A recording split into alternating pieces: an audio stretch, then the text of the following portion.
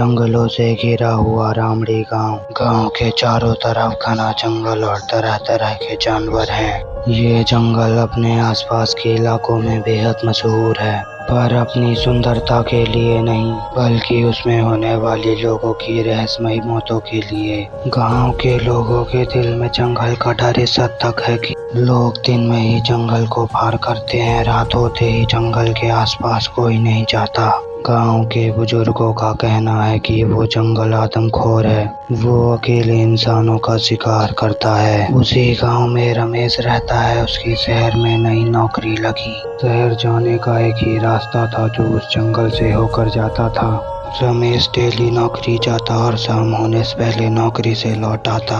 एक दिन शहर से आते समय उसकी बाइक खराब हो गई। वो पैदल ही गांव की ओर चल दिया। चलते चलते शाम हो गई। वो उसी जंगल के बीच था। उसका गांव यहाँ से लगभग 1 कोस की दूरी पे था। वो हाथ में टॉर्च लिए अंधेरे को चीरता हुआ आगे बढ़ता जा रहा था। वो कुछ ही दूर आगे गया था, तभी उसे किसी के चलने की आवाज सुनाई दी।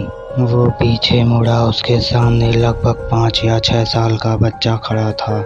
वो बच्चा उसे लगातार घूरता ही जा रहा था। बच्चे का घूरना माहौल को और भी डरावना बना रहा था। देखते ही देखते वो बच्चा अंधेरे में गायब हो गया। ये देख रमेश पूरी तरह से डर गया था। वो दौड़ते दौड़ते अपने घर पहुंचा। डर के कारण उसकी आंखों के सामने अंधेरा सा छा गया था और उसका गला भी सूख चुका था। रमेश अपने ख्यालों में डूबा था कि वो बच्चा इंसान है या भूत। तभी उसकी नजर घर के कोने में पड़ी। वहाँ कोई था।